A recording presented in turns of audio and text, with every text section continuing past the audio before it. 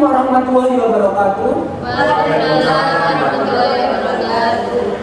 Selamat pagi semuanya. Kami dari kelompok 7 akan mempresentasikan hasil diskusi kami mengenai wawancara video eksklusif dengan narasumber Hida Ferah Triawan yang berjudul Hak dan Kompensasi Karyawan hingga Pelaporan Perusahaan Akal. Dalam video ini membahas isu penting yang sering dialami oleh para pekerja, yaitu tentang bagaimana perusahaan harusnya memperlakukan karyawan secara adil, kemudian bagaimana hak tenaga kerja ini diatur, dan apa yang dilakukan ketika karyawan mendapati terjadi pelanggaran. Bicara soal hak dan kompensasi tenaga kerja yang dikatakan oleh Mas Bunda itu bahwa kompensasi itu bukan soal gaji pokok saja, tapi bisa berupa tunjangan, terus bonus kerja, kemudian jam kerja yang adil, serta jaminan sosial seperti BPJS ketenagakerjaan. Selain itu, perusahaan yang sehat seharusnya punya sistem yang transparan tentang untuk evaluasi kerja, promosi jabatan, dan juga pemberian penghargaan pada setiap karyawannya. Selain itu, karyawan juga perlu paham akan kontrak kerja yang disepakati sebelumnya dan juga peraturan perusahaan agar kedua belah pihak antara karyawan dan juga perusahaan tidak saling merugikan. Perusahaan dapat dikatakan nakal apabila melanggar hak karyawan. Contohnya seperti tidak tepat waktu dalam pemberian gaji, serta memaksa karyawan untuk melakukan kerja lembur tanpa dibayar. Selain itu ada sepihaknya PHK tanpa sepengetahuan karyawan dan juga tidak ada pemberian lingkungan kerja yang aman.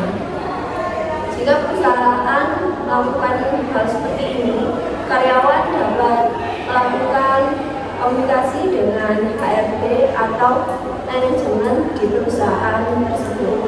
Jika perusahaan tetap seperti itu dan tidak melakukan perubahan, karyawan dapat melaporkan ke Dinas Ketenagakerjaan atau Serikat Pekerja dan juga Dinas Hukum Ketenagakerjaan yang berwenang. Menanggapi tadi bahasannya soal lembur kerja. Lembur kerja itu yang dikatakan oleh Mas Dida maksimal 4 jam. Bahkan jika karyawan yang lebih 1 jam saja, perusahaan wajib memberikan makan atau minum dan tidak bisa digantikan dengan uang, harus berupa makan dan minum. Uang lembur juga diberikan dalam aturan Undang-Undang Cipta Kerja yang telah disampaikan oleh Mas Dida. Apabila banyak pekerja yang merasakan hal serupa, laporan masalah yang diajukan akan lebih kuat tuntutan hukumannya. Beliau juga menyampaikan bila karyawan harus menyimpan kontrak kerja, slip gaji, kontrak lembur, perintah kerja sebagai bukti apabila karyawan tersebut ingin mengajukan laporan. Beliau juga menyatakan bahwa setiap karyawan juga harus berani untuk bertanya kepada HRD mengenai bonus kerja atau aturan lembur kerja. Para karyawan yang merasa haknya dirampas dapat mengajukan konsultasi kepada Dinas Ketenagakerjaan sebelum melakukan laporan. Untuk pelaporannya sendiri, itu kita melaporkannya kemana dan juga ke siapa? Karyawan bisa mengajukan laporan kepada Dinas Ketenagakerjaan. Apabila ada unsur pemaksaan atau pengancaman, karyawan dapat mengajukan laporan kepada pihak kepolisian. Bentuk pengancamannya seperti pemaksaan pembuatan surat resign kerja. Dari penjelasan akhir yang disampaikan oleh narasumber, yaitu mengenai relevansi sebagai mahasiswa dan calon tenaga kerja, yang dimana penting dan harus kita pahami, terus yaitu mengetahui hak-hak yang wajib kita terima dan tentunya sudah sesuai dengan aturan undang-undang negara, serta bagaimana kewajiban yang harus